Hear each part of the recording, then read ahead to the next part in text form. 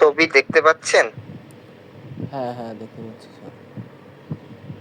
Sir শুরু করতেছি আমরা আজকে ক্লাস।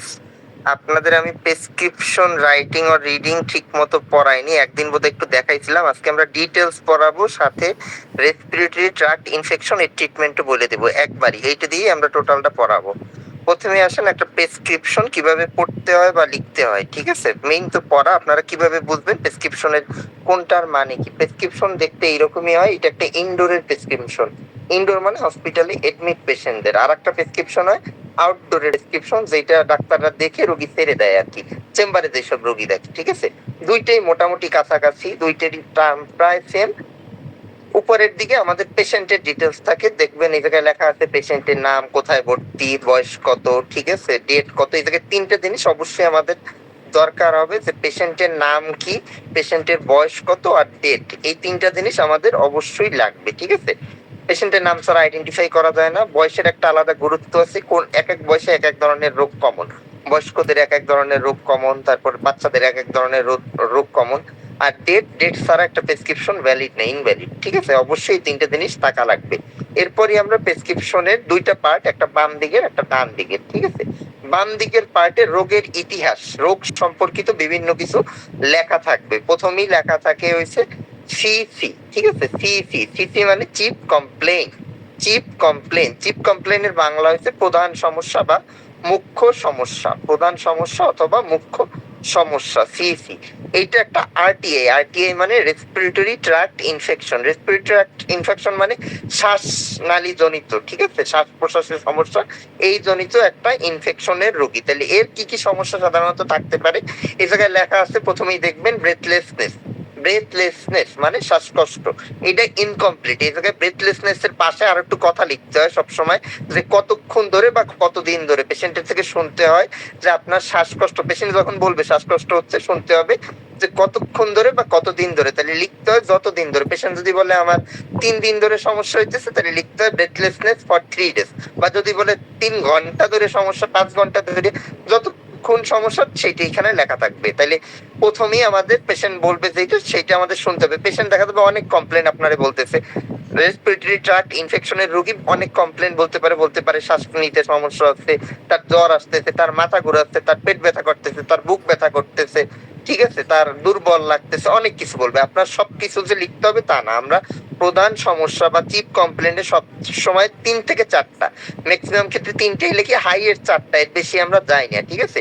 এই কয়টা পয়েন্টের ভিতরে রাখবো। আমরা মেইন যেটা প্রাধান্য দেওয়ার দরকার সেইটাই দেবো। যেহেতু এই জায়গায় শ্বাস প্রশ্বাস নিতে সমস্যা হচ্ছে, আমাদের 1 নম্বরে অবশ্যই থাকবে ব্রেথলেসনেস এর কথা, ঠিক আছে? ব্রেথলেসনেস এর কথা। তাহলে আমরা লিখবো যে শ্বাসকষ্ট হচ্ছে কতক্ষণ ধরে, যতক্ষণ টাইম ততক্ষণ। 2 নম্বর কমপ্লেন, এই জায়গায় লেখা আছে দেখেন, অ্যাবডোমিনাল পেইন অথবা চেস্ট পেইন, দুইটাই হইতে পারে। শ্বাসকষ্টের রোগীর পেটে ব্যথা, অনেক পেশেন্ট বলে পেটের দিকে মানে আপার অ্যাবডোমিনাল, পেটের উপরিভাগে ব্যথা, অনেক পেশেন্ট বলে বুকে ব্যথা।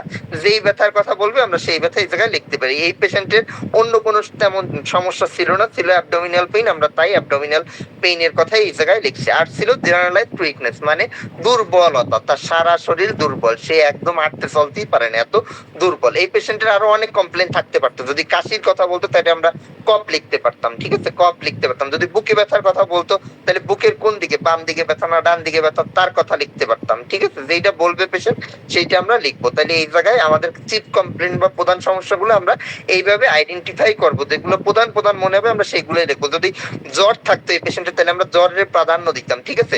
নিউমোনিয়ায় জ্বর আসে, আপনাদের নিউমোনিয়া আমি পড়াইতে পারি মনে নাই আমার ঠিক, পড়াইছি না, এলে সামনে পড়াবো। নিউমোনিয়া পেশেন্টের জ্বর থাকে, তাহলে আমরা জ্বরের প্রাধান্য দিতাম। যেহেতু এই পেশেন্টের জ্বর নাই তাই আমরা লিখি নাই, ঠিক আছে?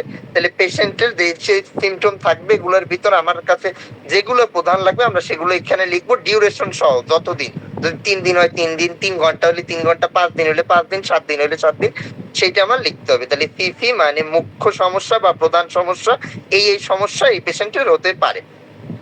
2 নম্বর পয়েন্ট, ওজিই। ওজিই রে অনেকে ওইউ বলে, অনেকে জিইউ বলে। ওজিই মানে অন জেনারেল এক্সামিনেশন, ঠিক আছে? অন জেনারেল এক্সামিনেশন বা জেনারেল এক্সামিনেশন বা অন এক্সামিনেশন, পরীক্ষা করে। এই পরীক্ষা মানে কোনো টেস্ট না, ডক্টর যে পরীক্ষা করে হাত দিয়ে একটু ধরে দেখে পেশেন্টে বুকে পালপেট করে, আপনার স্টেথোস্কোপ বসায়, এগুলো বুঝাচ্ছে, ঠিক আছে, এগুলো বুঝাচ্ছে। তাহলে এই পেশেন্টের আমরা কি কি পাবো? এই পেশেন্টের আমরা সিগনিফিকেন্ট কিছু পাইনি, তাই লিখি নাই, কিন্তু আমার অবশ্যই একটা প্রেসক্রিপশনে ভাইটালস লিখতে হয়। ভাইটালস কি জিনিস? 4টা জিনিসটা আমরা ভাইটালস বলে আমি অনেকদিন বলছি। 4টা জিনিস কি কি? একটা হচ্ছে ব্লাড প্রেশার, রক্তচাপ, 2 নাম্বার হচ্ছে পালস, তার নারীর গতি, ঠিক আছে, 3 নাম্বার হচ্ছে টেম্পারেচার, আর 4 নাম্বার হচ্ছে রেসপিরেটরি রেট বা শ্বাস প্রশ্বাসের হার। এই 4টার একত্রে বলা হয় ভাইটালস, ঠিক আছে। আমার 4টা অবশ্যই লিখতে হবে। তাহলে আমরা 4টা দেখবো পর্যায়ক্রমে। প্রথমে আমরা বিপি দেখবো। এই পেশেন্টের বিপি লেখা আছে 100/80, মানে স্বাভাবিক, এটা অ্যাবনর্মাল কিছু না, 100/80 স্বাভাবিক। তারপর আমরা দেখবো পালস, তার পালস কত আমরা চেক করবো, চেক করে যেটা পাই সেই পালস রেটটা আমরা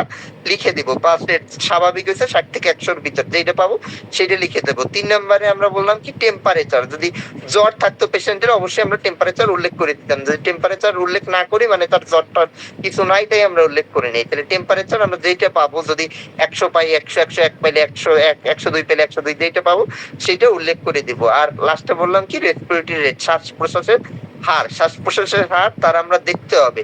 বলছিলাম 2 ভাবে দেখা যায়, মেশিন দিয়েও দেখা যায়, আর মেশিন না থাকলে আমরা অ্যানালগ ভাবে বুকের উপর একটা কাগজের মতো দিয়ে আমরা 1 মিনিটে দেখবো কাগজটা কতবার নড়াচড়া করে। যতবার নড়াচড়া করবো ওইটাই তার শ্বাস প্রশ্বাসের হার। স্বাভাবিক শ্বাস প্রশ্বাসের হার হইতে 12 থেকে 18, ঠিক আছে, 12 থেকে 18। আর 24-এর বেশি হলে আমরা বলি শ্বাসকষ্ট হচ্ছে পেশেন্টের, ঠিক আছে, 24-এর বেশি হলে। তাহলে এই পেশেন্টের যেহেতু শ্বাসকষ্ট হচ্ছে অবশ্যই পেশেন্টের 24-এর বেশি। আর শ্বাসকষ্ট হইলে আরো একটা জিনিস আমাদের দেখতে হয়, অক্সিজেনের মাত্রা কত, তার রক্তে অক্সিজেনের মাত্রা কত। এটা আমরা বুঝাই SpO2 দিয়ে। SpO2 এটা হচ্ছে যে আঙুলে একটা মেশিন ঢুকায়, পালস অক্সিমিটার নাম, ঠিক আছে। এই পালস অক্সিমিটার দিয়ে আমরা SpO2 দেখতে পারি। SpO2 সাধারণত স্বাভাবিক একদম 96-97 সাধারণত থাকে, 92-এর উপরও আমরা স্বাভাবিক হিসাবেই ধরি। 92 নিচে নামা শুরু করলে এটা আস্তে আস্তে পেশেন্টের অসুবিধা হয় শ্বাস নিতে, তখন আমরা এটা অস্বাভাবিক হিসাবে ক্যালকুলেট করি, ঠিক আছে, অ্যাবনর্মাল। 92 নিচে আসলে, 92-এর উপরে থাকলে মোটামুটি স্বাভাবিক। আর নর্মাল আমরা যারা পেশেন্ট, আমরা যারা মানুষ, তাদের ক্ষেত্রে সাধারণত 98, 99, 197 এইরকমই থাকে, ঠিক আছে, এইরকমই থাকে। তাহলে এই 5টারে একত্রে বলা হয় ভাইটাল। আমি একটু এই জেনারেল এক্সামিনেশনে অনেকগুলো পয়েন্ট আছে, ঠিক আছে, অনেকগুলো পয়েন্ট, অনেক কিছু দেখা লাগতে পারে, একটু বলে নি, তারপর আমি প্রেসক্রিপশনে আসতেছি। জেনারেল এক্সামিনেশনের ভিতর দেখেন আমরা অনেক কিছু দেখতে পারি, ঠিক আছে, অনেক কিছু দেখতে পারি। অনেক কিছু দেখার ভিতর প্রথমে আমি তো ভাইটালস বলে দিলাম। ভাইটালস বলা হয় টেম্পারেচার, পালস, রেসপিরেটরি রেট আর ব্লাড প্রেশার। এই 4টা সবারই মোটামুটি দেখতে হয়। এ বাদেও আমরা কিছু জিনিস দেখি, যে অনেক পেশেন্ট শব্দ আর রেসপিরেটরি ট্র্যাক্ট ইনফেকশন মানে শ্বাসনালীতে সমস্যা, এমন পেশেন্ট না বিভিন্ন ধরনের পেশেন্ট আসতে পারে। আমরা প্রথমেই পেশেন্টের চেহারা দেখে নিই একটু, ঠিক আছে, চেহারা কেমন, তার কেমন দেখায়, সে কি হেলদি নাকি সে ম্যাল নারিশ নাকি তার মোটা সোটা ওবেস পেশেন্ট, ঠিক আছে, এইসব আমরা দেখিনি। তাহলে প্রথমেই আমরা জেনারেল অ্যাপিয়ারেন্স দেখি, ঠিক আছে, যেই ধরনের অ্যাপিয়ারেন্স পাবো, যদি মনে হয় পেশেন্টের অ্যাপিয়ারেন্স ভালো তাহলে আমরা লিখি ওয়েল অ্যাপিয়ারেন্স, যদি মনে হয় যে অসুস্থ তাহলে লিখি ইল অ্যাপিয়ারেন্স, যদি দেখি সে ওবেস পেশেন্ট তাহলে আমরা ওবেস লিখতে পারি, যদি দেখি সে একদম শুকনা পাতলা তাহলে আমরা থিন লিখতে পারি বা ম্যাল নারিশ লিখতে পারি, ঠিক আছে, এরকম অনুযায়ী আমরা লিখতে পারি। 2 নম্বরে তো ভাইটাল বলে ফেলছি। 3 নম্বরে আমরা কিছু পয়েন্ট দেখি জেনারেল এক্সামিনেশনের ভিতর। অ্যানিমিয়া দেখি, জন্ডিস দেখি, সাইনোসিস দেখি, ক্লাভিন দেখি, ইডিমা দেখি, ডিহাইড্রেশন দেখি। এটা সব পেশেন্টের আপনার দেখার দরকার নাই। পেশেন্টের যদি দেখে আপনার অ্যাবনর্মাল মনে হয় যে আপনার যে এই পয়েন্টটা আছে পেশেন্টের, তখনই আপনি চেক করবেন। সব পেশেন্টের এরকম সব আমরা দেখি না অ্যাকচুয়ালি। অ্যানিমিয়া মানে কি? অ্যানিমিয়া মানে রক্ত শূন্যতা। অ্যানিমিয়া আমরা কোথায় দেখি? চোখের নিচে দেখি। আগেও বলছিলাম যে লোয়ার পালপিব্রাল কনজাংটিভা, এই জায়গায় আমরা অ্যানিমিয়া দেখতে পারি। আমরা অ্যানিমিয়া দেখি কি জায়গাটা লাল নাকি সাদা হয়ে গেছে। লাল থাকা মানে সে অ্যানিমিক না, তার রক্ত আছে। আর যত সাদা হবে সে তত অ্যানিমিক। আমরা 1+, 2+, 3+ এইভাবে দিই। 1+ মানে অল্প রক্ত শূন্যতা, 2+ মানে মাঝারি, আর 3+ মানে মারাত্মক রক্ত শূন্যতা। 2 নম্বরে জন্ডিস, যদি মনে হয় পেশেন্টের জন্ডিস, আপনি দূর দিয়ে দেখি বুঝলেন যে তার চোখ হলুদ লাগতেছে আপনার, তাহলে অবশ্যই জন্ডিস চেক করবেন। বা পেশেন্ট বললো তার প্রস্রাব হলুদ হচ্ছে, তাহলে আপনি জন্ডিস চেক করবেন। জন্ডিস দেখতে হয় চোখের উপরিভাগে। উপরিভাগ মানে আপার স্ক্লেরা, চোখের ভিতরে যে সাদা অংশ, এই উপরের সাদা অংশতে আপনি দেখবেন যে এটা সাদা আছে না হলদেটে হয়েছে। যত বেশি হলুদ হবে তত বেশি তার জন্ডিস। 3 নম্বরে সাইনোসিস। সাইনোসিস মানে কি? সাইনোসিস মানে ব্লু হয়ে যাওয়া। আমরা বলি যদি রক্তে কার্বন ডাই অক্সাইডের পরিমাণ বেড়ে যায় তাকে বলি সাইনোসিস। রক্তে সাধারণত আমাদের বেশি থাকে কি? অক্সিজেন, আর কার্বন ডাই অক্সাইড কম থাকে। কিন্তু যখন রক্তে এই অক্সিজেন কমে যায়, কার্বন ডাই অক্সাইড বেড়ে যায় তখনই হচ্ছে এরকম সাইনোসিস ডেভেলপ করে। সাইনোসিস আমরা সাধারণত যে নেইল বেড, আঙুলের যে নোকে আমরা দেখতে পারি। সবার নখ দেখেন, নখে দেখবেন একটু লাল লাল লাল লাল লাগতেছে, ঠিক আছে? আর সাইনোসিস তৈলে এটা লাল লাগবে না, তখন হচ্ছে একদম ব্লু ব্লু ব্লু ব্লু লাগবে, ঠিক আছে? আমাদের পেইনের কালার যেমন ব্লুইশ, তখন নেইল বেডের কালার এরকম ব্লুইশ হয়ে যাবে। নখ দেখে বোঝানো সব থেকে সহজ। নখ বাদেও আমরা আরো অনেক জায়গায় দেখতে পারি, টাঙে দেখতে পারি, টাং মানে জিব্বা, জিব্বায় দেখতে পারি, লিপসে দেখতে পারি, ঠোঁটে দেখতে পারি, নেইল বেডে দেখতে পারি, ঠিক আছে? নেইল বেড তো বললামই। তারপর হচ্ছে আপনার এই যে ইয়ার লোবিওলে দেখতে পারি, কানের লতিতে, ঠিক আছে? কানের লতিতে। তারপর হচ্ছে ক্লাবিং। ক্লাবিং কি জিনিস? ক্লাবিং এর একটু ছবি দেখাই, নাহলে আপনারা বুঝবেন না। ক্লাবিং হচ্ছে এই জিনিসটারে বলা হয় ক্লাবিং। নোকে আমরা দেখবো drum stick appearance, drum stick appearance. Drum বাজায় যে লাঠি দিয়া, সেই লাঠিটা দেখতে যেমন, আঙুলগুলো তেমন হবে। এই যে ছবিতে যেমন দেখছে, এটারে বলা হয় ক্লাবিং। কারণ নখ যদি এরকম থাকে তাহলে তার ক্লাবিং আছে, ঠিক আছে? ক্লাবিং আছে, তাহলে আমরা এই ক্লাবিংটা চেক করি। ক্লাবিং সাধারণত হচ্ছে শ্বাস প্রশ্বাস জনিত, যদি কারো ক্যান্সার হয়ে যায়, যারা ধূমপান বেশি খায়, সিওপিডির পেশেন্ট, এদের ক্ষেত্রে এই ক্লাবিংটা আমরা পাই, ঠিক আছে? পজিটিভ পাই। তাহলে এই ক্লাবিংটা আমরা দেখি। ইডিমা মানে কি? ইডিমা মানে হচ্ছে পানি জমা হওয়া, পানি জমা হওয়া। পানি জমা হওয়া কিভাবে দেখবেন? আমরা সাধারণত পায়ের ক্ষেত্রে আমরা দেখি, ঠিক আছে? পায়ের ক্ষেত্রে আমরা দেখি, চাপ দিয়ে দেখি যে ডেবে যায় কিনা। যদি ডেবে যায় তার মানে তার ইডিমা আছে, আর যদি না ডাবে, চাপ দিলে, তাহলে তার ইডিমা নাই, ঠিক আছে? আর ডিহাইড্রেশন মানে পানি শূন্যতা। ডিহাইড্রেশন কেমনে দেখে আপনাদের অনেকবার বলছি।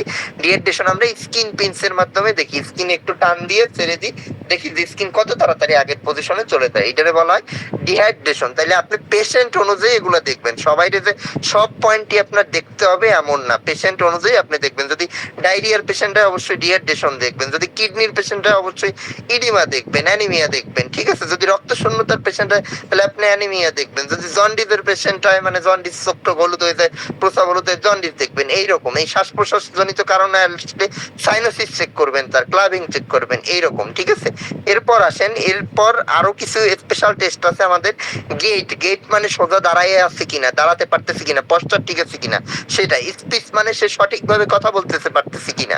নিউট্রিশনাল স্ট্যাটাস তো আগেই বললাম, বডি তো আগেই বললাম যে ঠিক মতো আছে কিনা। এবার আসেন এইগুলোর কারণ, কি কি কারণে হইতে পারে, এই জায়গায় সব লেখা আছে, আমি আপনাদের ছবি দিয়ে দেবো, আমি একটু বলে যাচ্ছি। সাইনোসিস মানে আগেই বললাম, যদি কার্বন ডাই অক্সাইডের পরিমাণ বেড়ে যায় তখন তাকে সাইনোসিস বলি।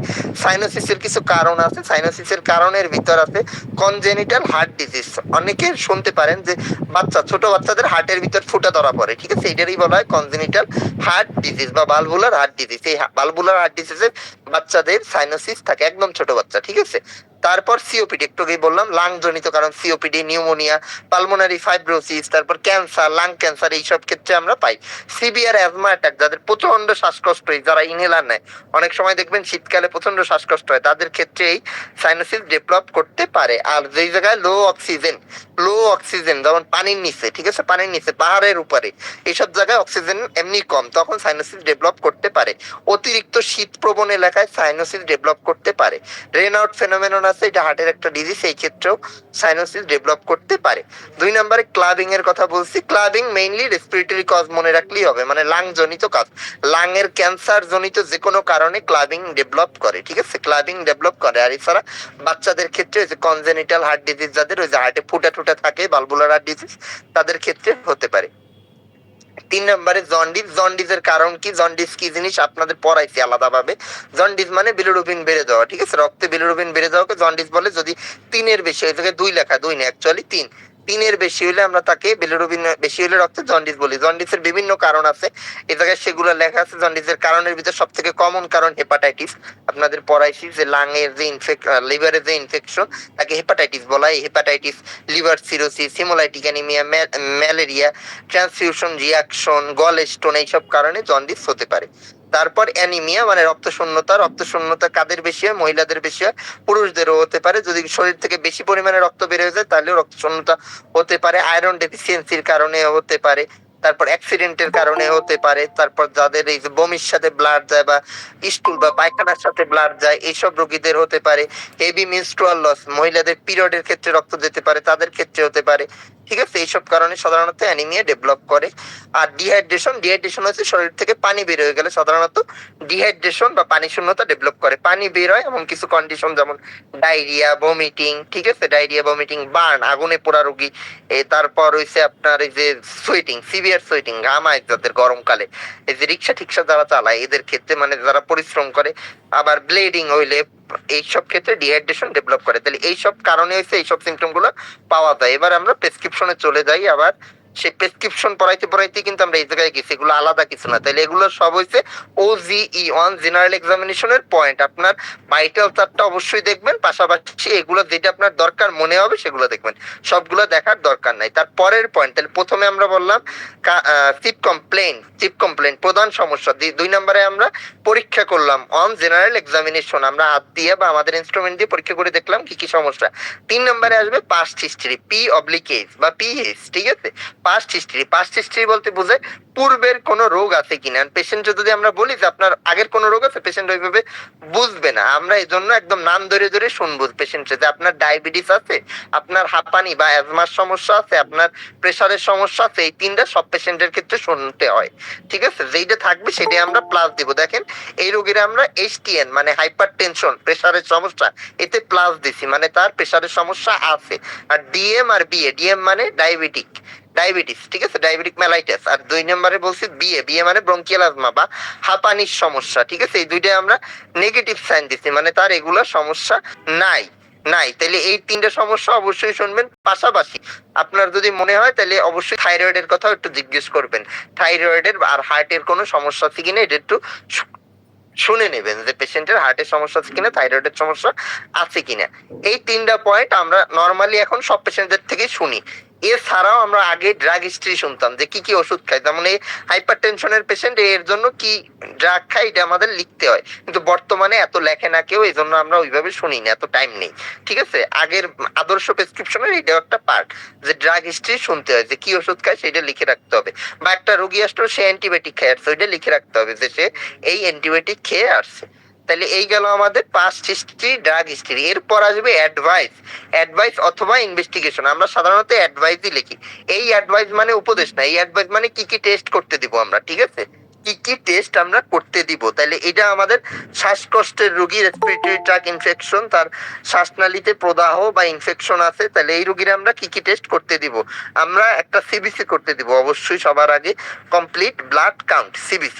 2 নম্বরে আমরা একটা ডায়াবেটিসের টেস্ট করতে দিব, এই পেশেন্ট জানে না তার ডায়াবেটিস আছে কিনা, তাহলে আমরা একটা ডায়াবেটিসের টেস্ট করতে দিব। 3 নম্বরে অবশ্যই একটা তার বুকের এক্সরে করতে দিব, ঠিক আছে, যেহেতু রেসপিরেটরি ইনফেকশন, লাং এর প্রদাহের পেশেন্ট, অবশ্যই আমরা একটা বুকের এক্সরে করতে দিব। আর যেহেতু পেশেন্ট পেটে ব্যথার কথা বলছে, তাহলে এজন্য আমরা তার একটা অ্যাবডোমেনেরও এক্সরে বা অ্যাবডোমেনেরও একটা আল্ট্রাসোনোগ্রাম করতে দিতে পারি, ঠিক আছে।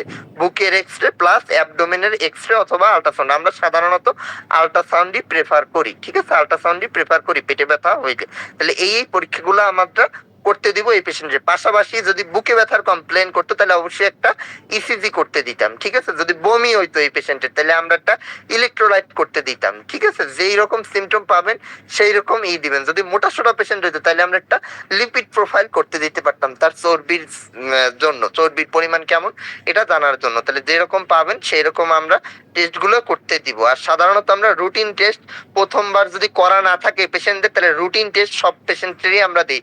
রুটিন টেস্ট বলতে বোঝায় কি, রুটিন টেস্ট বলতে বোঝায় রক্তের পরীক্ষা 1 নম্বরে, CBC 2 নম্বরে একটা হচ্ছে ECG, ঠিক আছে, ECG বুকের ECG হার্টের দেখার জন্য।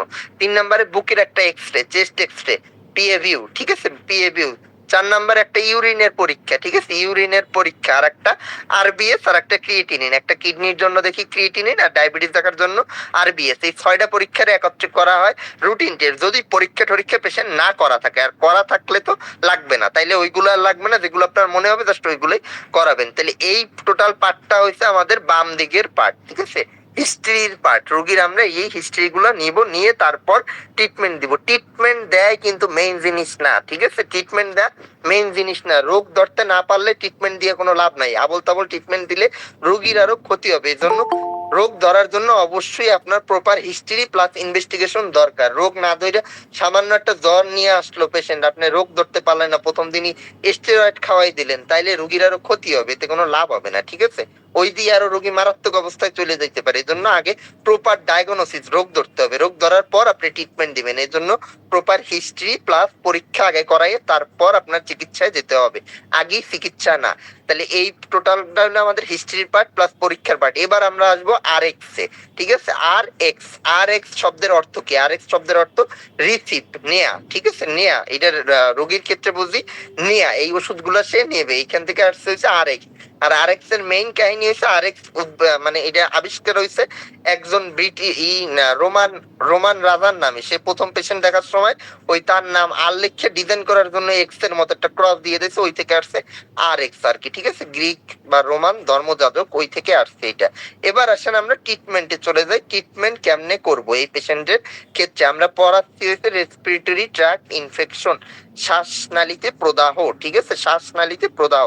শ্বাসনালী, রেসপিরেটরি ট্র্যাক্ট আমাদের একদম কিন্তু খালি লাং না, লাং বাদেও আর উপর থেকে শুরু হয়, একদম গলা থেকে শুরু হয়। ঠিক আছে, শ্বাসনালী থেকে শুরু হয়। এপিগ্লটিস আছে, এর ভিতর ল্যারিংস আছে আমাদের। ঠিক আছে, তারপর আমাদের লাংস আছে, লাংসের ভিতর অ্যালভিউলাস আছে, ব্রোঙ্কাস আছে।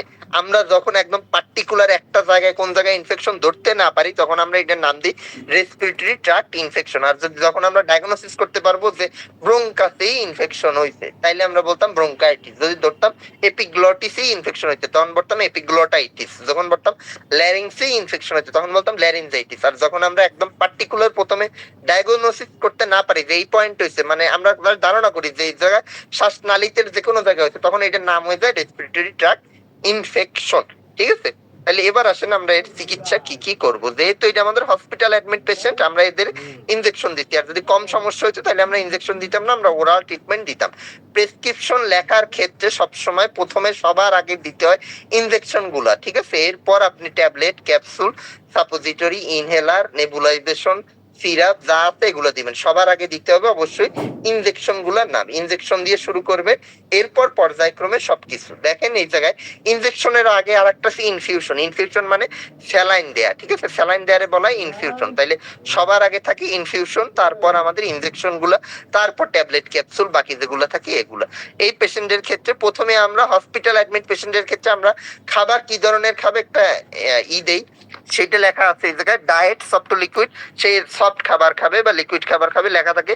বাইরের পেশেন্টদের ক্ষেত্রে আমরা এইসব লিখি না, বাইরের যে আউটডোরের পেশেন্ট আমরা লিখি না এগুলা। ঠিক আছে, তারপর আমরা স্যালাইন দিতে চাচ্ছি তার একটা, তাই আমরা লিখছি ইনফিউশন এনএস। এনএস মানে নর্মাল স্যালাইন। তারপর লেখা আছে কতটুক দিব, 1 লিটার দিব, কত ড্রপে দিব, 10 ড্রপ পার মিনিটে দিব, সেটা এখানে লেখা আছে। তারপর পেশেন্টের যেহেতু শ্বাসকষ্ট হয়, তাহলে তারে আমরা একটু অক্সিজেন দিতে চাচ্ছি, তাই লেখা আছে অক্সিজেন ইনহেলেশন। ঠিক আছে, অক্সিজেন ইনহেলেশন 1 থেকে 2 লিটার। যেহেতু তার আমরা ভালো পাইছি, অক্সিজেন স্যাচুরেশন ভালো ছিল, তাই আমরা বেশি দেই নেই। ঠিক আছে, অক্সিজেন স্যাচুরেশন কমতে থাকলে আমরা অক্সিজেনের পরিমাণ বাড়াবো। এই যে করোনার টাইমে দেখবেন যে অক্সিজেন দেওয়া হয়েছে প্রচুর পরিমাণে। ঠিক আছে, হাই ফ্লো অক্সিজেন দেওয়া হয়েছে, কারণ তাদের স্যাচুরেশন কমে যাইতো, তাদের স্যাচুরেশন 60-65-তে নেমে আসতো, তখন আমরা 15 লিটার পর্যন্ত অক্সিজেনে তুলতাম। যেহেতু আমাদের এই জায়গায় স্যাচুরেশন ভালো, স্যাচুরেশন যদি 88 থেকে 92 ভিতর থাকে, তাহলে 1 থেকে 2 লিটার দিলেই কাজ হয়। এরপর যত কমতে থাকবে তত আমরা অক্সিজেনের মাত্রা বাড়াই। ঠিক আছে, তাহলে এর আমরা অক্সিজেন ইনহেলেশন দিলাম 1 থেকে 2 লিটার পার মিনিট।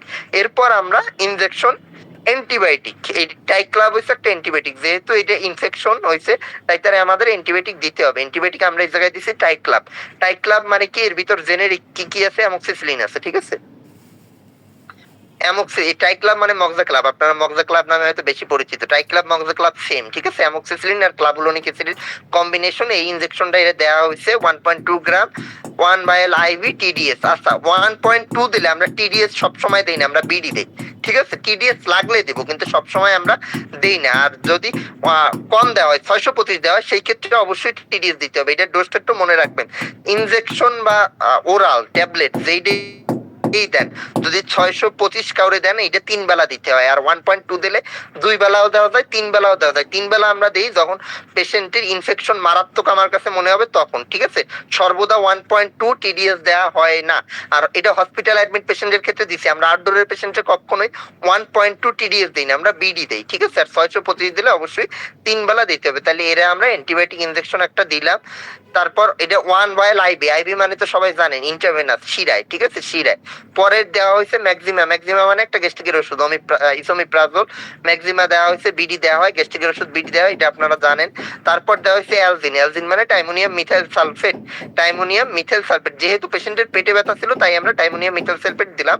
একটা টিডিএস দেওয়া হয়, অ্যালজিন সাধারণত টিডিএস দেওয়া হয়, যদি ব্যথা কম থাকে আপনি ওয়ান্স ডেইলি বা ভিডিও দিতে পারেন, ঠিক আছে, ভিডিও দিতে পারেন। আচ্ছা, টিডিএস বিডি এগুলার মানে তো আশা করি জানেন, তাও আমি বলে দিচ্ছি। টিডিএস মানে 3 বেলা, বিডি মানে 2 বেলা, ওডি মানে 1 বেলা, ঠিক আছে, ওডি মানে 1 বেলা। ওডি রে অনেকে কিউ বলে, কিউডি, কিউডি মানেও 1 বেলা, ঠিক আছে। আর একটা আছে কিউডিএস, কিউডিএস বা কিউআইডি, এটা মানে 4 বেলা, 4 বেলা। তারপর আসেন এই জায়গায় বাইজুরান দেওয়া হয়েছে, যেহেতু সে প্রেশার আছে আগে থেকেই খাইতো তাই আমরা বাইজুরানটা অ্যাড করে দিয়েছি। বাইজুরানের পাওয়ার 5-20, সেইটা খাইতো তাই অ্যাড করে দেওয়া হয়েছে। তারপর ডিফ্লাক্স দেওয়া হয়েছে, ডিফ্লাক্স দেওয়া হয়েছে কেন, তার নাউসিয়া ছিল, বমি বমি ভাব ছিল, এই যে উইকনেস, উইকনেসের সাথে বমি বমি ভাব থাকলে আমরা ডিফ্লাক্স সাধারণত দিয়ে দিই। ডিফ্লাক্স মানে অমিডন আর কি, ঠিক আছে, অমিডন, ডমপিরিডন আর কি। তারপর একটা হচ্ছে অমিডন খাবার আগে দিতে হয় 3 বেলা, ঠিক আছে, 3 বেলা খাবার আগে দিতে হয়।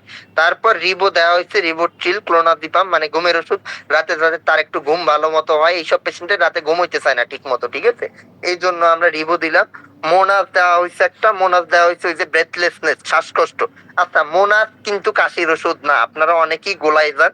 মোনাস মানে মনে করেন কাশি কমানোর ওষুধ, মোনাস কোনো কাশি কমানোর ওষুধ না, মোনাস হচ্ছে শ্বাসকষ্ট কমানোর ওষুধ। হ্যাঁ, এবার আমরা মোনাস আমরা কাশিতে দেই, কাশিতে দেই কারণ কাশতে কাশতে পেশেন্টের অনেক সময় শ্বাসকষ্টের মতো হয়, তার গলা আটকে আসে, পেশেন্ট বলে যে দম নিতে কষ্ট হচ্ছে, সেজন্য আমরা মোনাস দিই। মোনাস কিন্তু কোনো কাশি কমানোর ওষুধ না, মোনাস হচ্ছে আমাদের ব্রঙ্কিউল গুলারে রিল্যাক্স করে দেয়, ব্রঙ্কোডাইলেশন করে, ফলে পেশেন্টের শ্বাস নিতে স্বস্তি হয়, এই জন্য আমরা মোনাসটা মূলত দিই। মোনাস হচ্ছে শ্বাসকষ্ট কমানোর ওষুধ, কোনো কাশির ওষুধ না, ঠিক আছে। তাহলে এই পেশেন্টের শ্বাসকষ্ট হচ্ছে এই জন্য আমরা মোনাস একটু দিয়ে দিলাম একটা করে। আর নেবুলাইজেশন রাখা হয়েছে ওই শ্বাসকষ্টের জন্যই। নেবুলাইজেশন সাধারণত শ্বাসকষ্ট প্লাস সর্দি থাকে প্রচুর পরিমাণে, তাইলে আমরা এটা দেই, ঠিক আছে, নেবুলাইজেশন দেই। নেবুলাইজেশন সাধারণত 2 ভাবে দেওয়া হয়, একটা উইন্ডেল প্লাস দিয়ে অথবা ওই যে সালপিয়াম, সালপ্রেক্স এইসব দিয়ে, আর একটা বডিকট দিয়ে। বডিকট দিয়ে কখন দেওয়া হয়, যখন ইনফেকশনের মাত্রা বেশি থাকে তখন আমরা বডিকটটা অ্যাড করি। নেবুলাইজেশন এই উইন্ডেল প্লাস অনেকে 6 ঘন্টা আওয়ারলি দেয়, মানে দিনে 4 বার, অনেকে দিনে 2 বার দেয়, মানে পেশেন্টের কন্ডিশন অনুযায়ী। এটার ওরকম ধরাবাঁধা নিয়ম নাই যে 4 বারই দিতে হবে, আপনি উইন্ডেল প্লাস লাখ দিনে 8 বার পর্যন্ত দিতে পারেন, ঠিক আছে, 2 আওয়ারলিও আমরা দিতে পারি, কোনো সমস্যা নেই। কিন্তু বুডি কার্ড আমরা এত দিনে, বুডি কার্ড সর্বোচ্চ একদিনে 4 বার দেওয়া যায়, 6 আওয়ারলি দেওয়া যায়, ঠিক আছে। তাহলে এই পেশেন্টের ট্রিটমেন্ট আমরা এইভাবে করলাম। আর এই পেশেন্টটি এখন আমি আপনাদের একটু বলে দিই, আপনারা যেহেতু হসপিটাল অ্যাডমিট পাবেন না, আউটডোর পাবেন, মানে আপনাদের কাছে এমনি আউটডোরের পেশেন্ট আসবে সমস্যা নিয়ে, মনে হবে যে তার এরকম বুকে ব্যথা আছে, প্লাস কাশি আছে, জ্বর আছে, তার বুকের ভিতর ক্রেপস পাচ্ছি, আপনার মনে হবে লাংসে ইনফেকশন, তাদের ক্ষেত্রে কি করণীয়? তাদের ক্ষেত্রে আমরা এইভাবেই দিব, আমরা ইনজেকশন দিব না, আমরা প্রথমে দিব কি ট্যাবলেট দিব, ঠিক আছে, ট্যাবলেট দিব। ট্যাবলেটের ক্ষেত্রে আমরা এই জায়গায় দিছি কি টাইক্লাব মানে অ্যামক্সিসিলিন, ক্লাবুলনিক অ্যাসিড, হ্যাঁ এটা দেওয়া যাবে, কোনো সমস্যা নাই। যদি কেউ মনে করেন এটা দিবেন না, অন্য একটা দিতে চান, তাও দেওয়া যাবে। সেই ক্ষেত্রে আমরা দিতে পারি কি সেফিউরোক্সিম ক্লাবুলনিক অ্যাসিডের কম্বিনেশন, সেটাও দিতে পারি, এই যে ফিউরোটিল প্লাস, এটাও দিতে পারি, ঠিক আছে, টাইক্লাবের বদলে ফিউরোটিল প্লাস। আর ডোজটা হবে 625, আগেই বলছি 625 3 বেলা, 3 বেলা টাইক্লাবের ক্ষেত্রে। আর যদি ফিউরোটিল প্লাস দেন তাহলে 2 বেলা, ঠিক আছে, 625 2 বেলা। অনেকে খালি সেফিউরক্সিম যেটা সেটাও দেয়, অনেকে যে সেফ3 এটাও দেওয়া যাবে, কোনো সমস্যা নাই, ঠিক আছে। এজিথ্রোমাইসিনও দেওয়া যাবে, সেটার ডোজ হবে আবার 1 বেলা, ঠিক আছে, 1 বেলা। তাহলে এতগুলো অ্যান্টিবায়োটিকের ভিতর আপনি দিতে পারেন, কিন্তু সব থেকে ভালো কাজ করে লাঙের ইনফেকশনে টাইক্লাব মানে হচ্ছে এই অ্যামক্সিসিলিন ক্লাবুলনিক অ্যাসিড বা মক্সাক্লাব, যেই কোম্পানিরই দেন। তাহলে আমরা একটা অ্যান্টিবায়োটিক দিলাম টাইক্লাব বা মক্সাক্লাব। 2 নাম্বার অপশন আমাদের এই ক্ষেত্রে বুকে ব্যথা পেশেন্টের হবে, বুকে ব্যথা হবে সাধারণত এই যে লাঙের ইনফেকশনে বুকে ব্যথা হয়, যে কপ আটকে থাকে এইসব কারণেই, তাহলে সেই ক্ষেত্রে আমরা একটু মোনাস দিব, ঠিক আছে, শ্বাসকষ্ট কমানোর জন্য মোনাস দিব। অনেকেই যে ড্রোকোপা জাতীয়, ডক্সোফাইলিন জাতীয় ড্রাগও দেয়, হ্যাঁ দেওয়া যাবে, কোনো সমস্যা নাই, ড্রোকোপাও দিতে পারেন, এতে কোনো সমস্যা নাই। তারপর একটু গ্যাস্ট্রিকের ওষুধ দিয়ে দিবেন, গ্যাস্ট্রিকের ওষুধ যেটা মনে চায়, সার্জেল আছে, ম্যাক্সিমা আছে, রেমো আছে, যেটা মন চায় দিবেন। আর অ্যান্টিবায়োটিকের ডোজ হবে তো বললাম 7 দিন, মিনিমাম 7 দিন, ঠিক আছে, 7 থেকে 14 দিন, মিনিমাম 7 দিন। গ্যাস্ট্রিকের ওষুধ আমরা দিই 14 দিন। তারপর মোনাস দিবেন মিনিমাম 2 সপ্তাহ থেকে 4 সপ্তাহ, মানে 14 দিন থেকে 28 দিন, 14 দিন থেকে 28 দিন, যেটা আপনাদের প্রিফারেবলি মনে হয় তেমন। মোনাস কাউরে 2-4 দিনের জন্য খাওয়াইলে কোনো লাভ নাই। মোনাসের ইফেক্টিভনেস পাইতে হইলে তারে মিনিমাম হইলেও খাওয়াইতে হয় 7 থেকে 12 দিন, ঠিক আছে। এর আগে আমরা মোনাসের ইফেক্টিভনেস পাই না ওইভাবে। মোনাস হাইস্ট পর্যায়ে রক্তে পৌঁছাতে 7 থেকে 12 দিন খাওয়ার দরকার। তাহলে মোনাস যদি কারো 1-2টা খাওয়ান, এতে কোনো লাভ হবে না পেশেন্টের। এজন্য মোনাস দিলে কারো মিনিমাম 2 সপ্তাহের জন্য দিবেন, এর কম দিয়ে তেমন একটা লাভ আর কি হয় না আর কি, ঠিক আছে।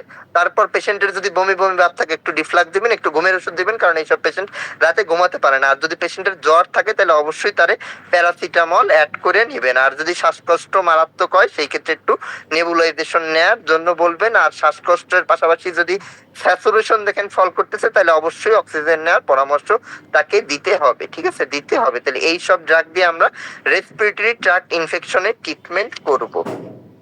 আশা করি এটা বুঝতে পারছেন টোটালটাই আমি বলে দিছি। এর পাশাপাশি এই জায়গায় আরেকটা আছে ডায়রিয়া। ডায়রিয়ার একটা প্রেসক্রিপশন আছে। এই বাম পাশ তো সব সেম, আমি বলে দিচ্ছি এই প্রেসক্রিপশনটা একটু। বাম পাশ তো সব সেম আগের মতোই, যেগুলো আমাদের দেখার দরকার দেখবো। ডান পাশের পেশেন্ট, এই পেশেন্টটা প্রেগনেন্সিতে ছিল, ঠিক আছে, প্রেগনেন্ট ছিল।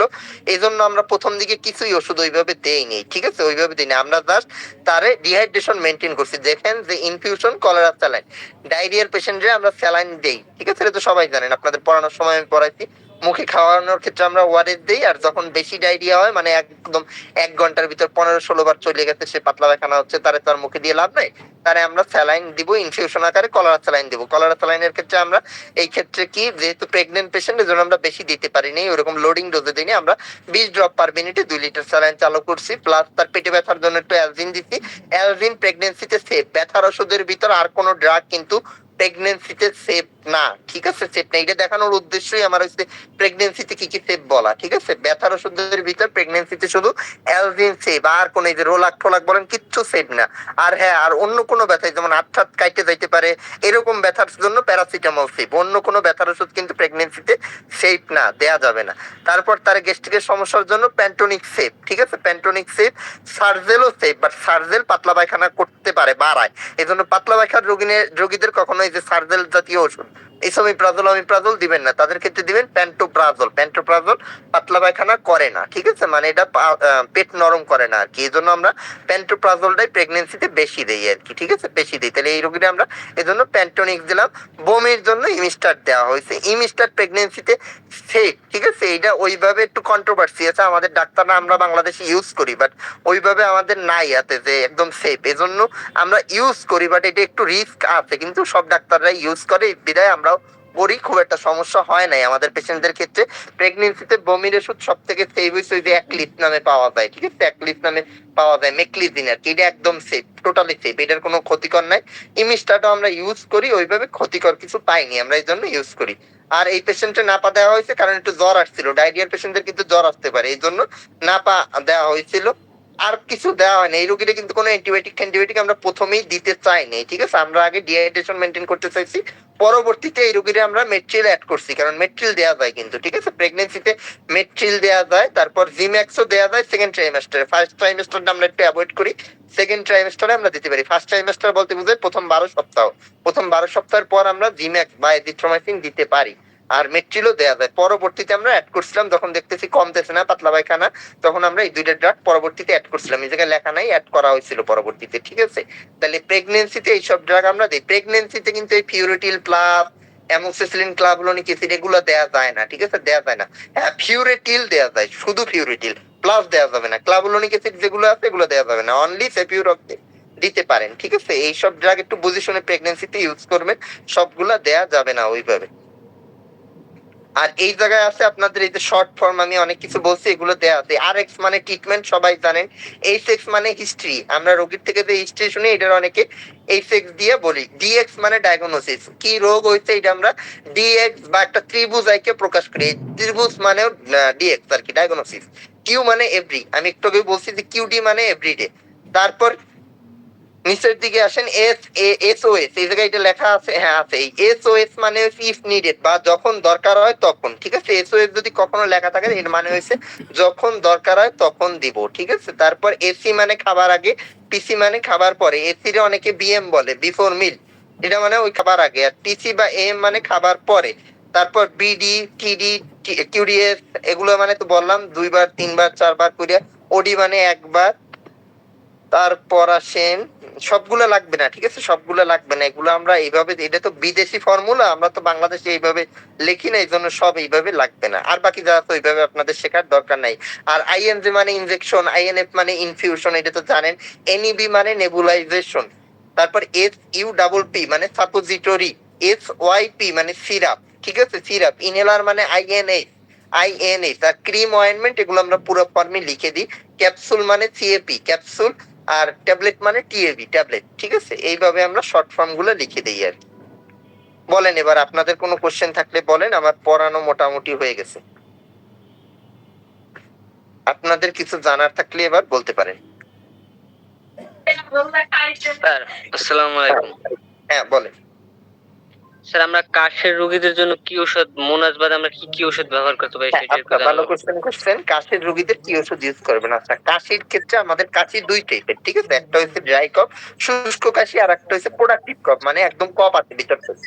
2 রোগীরে 2 ধরনের ওষুধ দিবেন সবসময়। যেগুলো কফ আছে ভিতর থেকে, সেগুলো আমরা সাজেস্ট করি যে সিরাপ যেগুলো খাই, মিউকুলাইট জাতীয়, ঠিক আছে, মিউকুলাইট বা অ্যামব্রক্স সিরাপ। যদি পেশেন্ট না খাইতে চায় ট্যাবলেট খাওয়াই দেন, ট্যাবলেট পাওয়া যায় এগুলো, ঠিক আছে, ট্যাবলেট দিবেন। তাহলে সিরাপের ভিতর এই যে বললাম, সিরাপ বা ট্যাবলেট যাই দেন, অ্যামব্রক্স, মিউকুলাইট, এগুলো হচ্ছে যেগুলো কফ আছে ভিতর থেকে, এইসব পেশেন্টদের ক্ষেত্রে হচ্ছে এইটা।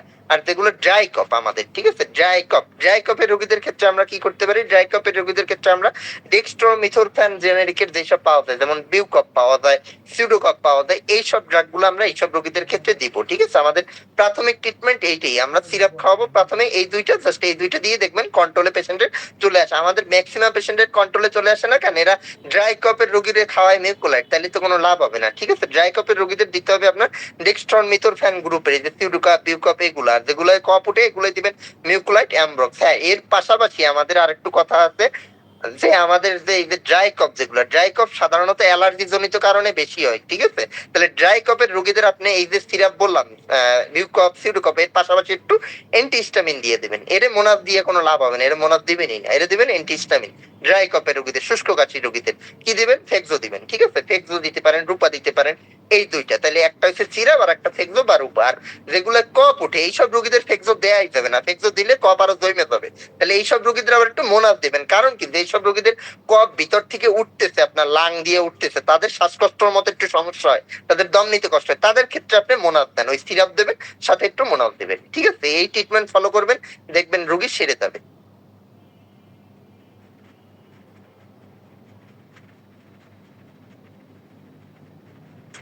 আর কপের রোগী কখনো 2-1 দিনে ভালো হবে না, এটা পেশেন্টের ট্রিটমেন্ট দেওয়ার সময় বলে দিবেন, যে আপনি একদিন ওষুধ খেলে যে কফ মানে কাশি ভালো হয়ে যাবে, তা কিন্তু না, এটা একটু টাইম লাগে। মিনিমাম 7 দিন 8 দিন ওষুধ খাইতেই হবে, ঠিক আছে, এরপর এটা ঠিক হবে। একদিনে সাধারণত কাশি ভালো হয় না। ড্রাই কফ যাদের, শুষ্ক কাশি যাদের, এটা ভালো হইতে অনেকদিন টাইম লাগে, ঠিক আছে।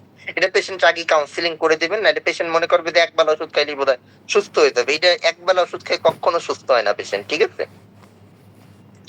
জি স্যার, বুঝছি। আর কারো কোনো কোশ্চেন থাকলে বলতে পারেন।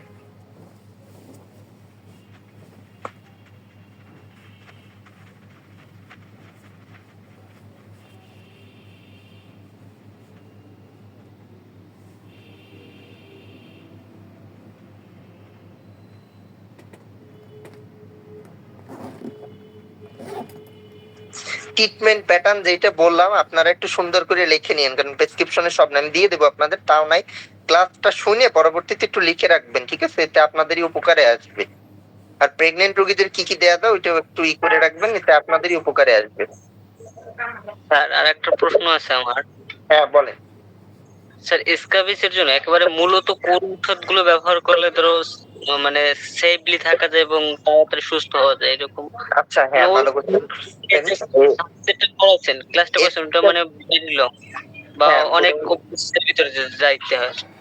আচ্ছা, এসকাবিসে আমরা আগের দিন হইলে, মানে এখন তো এসকাবিসের এক প্রকারের মহামারী চলতেছে আমাদের, ঠিক আছে? আগের দিন হইলে আমরা লরিক্স প্লাস এর কথা বলতাম, এখন লরিক্স প্লাস অনেক পেশেন্টের ভালো হইতেছে না। তাহলে এই ক্ষেত্রে করণীয় কি? এই ক্ষেত্রে আমরা টেট্রাসলের কথা বলি, ঠিক আছে? টেট্রাসল দেওয়ার কথা বলি। টেট্রাসল নিতে হবে, প্লাস পেশেন্টের হইতে পরিষ্কার হইতে হবে, এই যে পেশেন্টের পারিপার্শ্বিক অবস্থা প্লাস ফ্যামিলির সবার ট্রিটমেন্টটা নিতে হবে। টেট্রাসল ইউজ করতে হয় পরপর 3 দিন। টেট্রাসল ব্যবহারের নিয়ম সম্পর্কে অনেকে জানে না। টেট্রাসল একটা বোতলে থাকে হচ্ছে 30 ml, ঠিক আছে? 30 ml আপনি ডেইলি 10 ml করে পরপর 3 দিন ইউজ করবেন। টেট্রাসল দেওয়ার নিয়ম হয়েছে, প্রথম দিন একদম ভালো মতো গোসল টোসল করে সকালবেলা 10 ml হয়েছে টেট্রাসল নেবেন, সাথে 10 ml পানি অথবা তেল যে কোনো কিছু অ্যাড করতে পারেন, মানে টোটাল 20 ml বানাবেন। 20 ml বানায় টোটাল শরীরে মাখবেন, টোটাল শরীরে মাখবেন, ঠিক আছে? শরীরে মাখে এটা টোটাল দিনই আপনার শরীরে রাখতে হবে। এরকম পরপর 3 দিন সেম ফর্মুলায় পরপর 3 দিন নিতে হবে। 3 দিন নেয়ার পর আপনি আবার ভালো মতো এরকম গোসল করবেন। আর প্লাস আপনার যা ইউজ করার জিনিস আছে, যে বিছনার চাদর হতে শুরু করে জামা কাপড় যা আছে, প্লাস ফ্যামিলির এক বাসায় এক রুমে যারা থাকেন তাদেরও সেম ফর্মুলায় ট্রিটমেন্ট নেবেন। এই ট্রিটমেন্টটা নিলে দেখা যায় পেশেন্ট মোটামুটি সুস্থ হয়ে যায়। প্লাস এর সাথে একটা আইভারমেকটিন, আইভেরা নামে ওষুধ পাওয়া যায় কিনতে, এই আইভেরা 6 mg এর একটা ট্যাবলেট খাবেন, ঠিক আছে? একটাই ট্যাবলেট, একটা ট্যাবলেট খাবেন, আর তেমন কিছু লাগবে না। আর যদি চুলকানি বেশি হয় পেন্টিস্টামিন খাইতে পারেন, ফেক্সো জাতীয়। এইটা নিলেই মোটামুটি পেশেন্ট সুস্থ হয়ে যায়। আর এই টেট্রাসল নেওয়ার 3 দিন পরেও যদি দেখেন আপনার চুলকানি কমতেছে না, তাইলে লরিক্স প্লাসের লরিক্সের ক্রিম পাওয়া যায়, ঠিক আছে? ক্রিম পাওয়া যায়, এই ক্রিমটা ইউজ করবেন 7 দিন। লরিক্সের কোনো লোশন না, ক্রিমের কথা বলছি। এই ক্রিমটা ইউজ করবেন পরপর 7 দিন আর কি, ঠিক আছে? এই ট্রিটমেন্ট নিলে দেখবেন পেশেন্ট সুস্থ হয়ে যায়। আর যাদের সেকেন্ডারি ইনফেকশন, এসকেভিসে তো প্রচুর পরিমাণে চুলকায়, চুলকাইতে চুলকাইতে অনেকে রয়েছে সাদা সাদা পুজ বের হয়ে যায় অনেকে, ঠিক আছে? এই সাদা সাদা পুজ বের হলে তারা অ্যান্টিবায়োটিক দিতে হবে, ফ্লুক্লক্স। ফ্লুক্লক্স ডেইলি 4টা করে তারা 5 দিনের জন্য ফ্লুক্লক্স খাওয়াবেন। ওকে স্যার, ধন্যবাদ, বুঝছি বিষয়টা। আর কারো কিছু জানার আছে?